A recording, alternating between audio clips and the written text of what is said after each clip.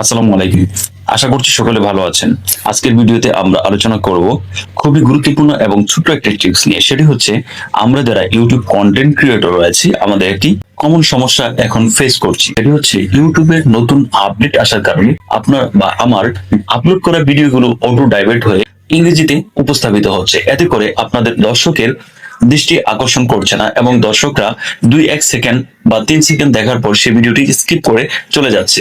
এই ধরনের প্রবলেমে যদি আপনিও পড়ে থাকেন তাহলে আজকের ভিডিওটি আপনার জন্য।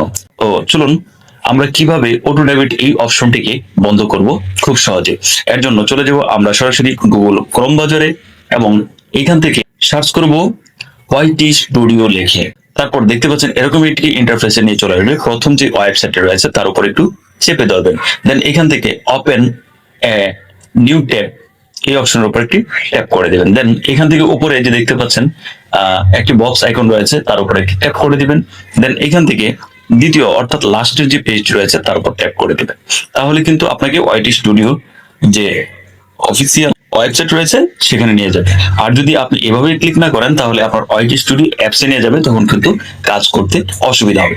অলরাইট, আমরা চলে এসেছি ওয়াইটি স্টুডিও যে পেজ রয়েছে সেখানে। এখানে আসার পর একদম নিচের কর্নারে দেখতে পাচ্ছেন সেটিংস এর একটি আইকন রয়েছে। সিম্পলি আমি এখান থেকে সেটিংস এর উপর একটি ট্যাপ করে দিচ্ছি।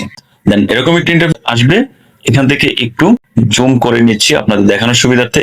3 নম্বর যে অপশনটি রয়েছে আপলোড ডিফল্টার্স, এখান থেকে আপলোড ডিফল্টার্স এই অপশনের উপর একটি ট্যাপ করে দিবেন। দেন এরকম একটি ইন্টারফেস চলে আসবে। এখান থেকে আপনারা অ্যাডভান্স সেটিংস নামে একটা অপশন দেখতে পাবেন। সিম্পলি এখান থেকে অ্যাডভান্স সেটিংস এই অপশনের উপর একটি ট্যাপ করে দিবেন। দেন এরকম একটি ইন্টারফেস আপনাকে নিয়ে চলে আসবে। এখান থেকে একটু স্ক্রল করে নিচের দিকে আসলে দেখতে পারবেন এই যে এখানে দেখতে পাচ্ছেন অটোমেটিক, এখানে দেখতে পাচ্ছেন অটোমেটিক ডাবিং নামে একটি অপশন রয়েছে। এখান থেকে সিম্পলি আমরা এই যে অ্যালাউ অটোমেটিক ডাবিং এই অপশনের উপর ট্যাপ করে টিক মার্কটি উঠিয়ে দেব। দেন এখান থেকে একটু স্ক্রল করে ডান সাইড দিকে যে আমরা নিচে কর্নারে দেখতে পাবো সেভ নামে একটি আইকন রয়েছে। সিম্পলি আমরা এখান থেকে সেভ এই অপশনের উপরে একটি ট্যাপ করে দেব। কিছুটা সময় লোড নিয়ে আপনার এই অপশনটি কিন্তু সাকসেসফুলি সেভ হয়ে যাবে। এখন থেকে আপনার সমস্ত ভিডিওগুলো দর্শকদের সামনে উপস্থাপিত হবে আপনি ডিফল্ট যে ভাষায় উপস্থাপন করেছেন ঠিক সেই ভাষাতেই।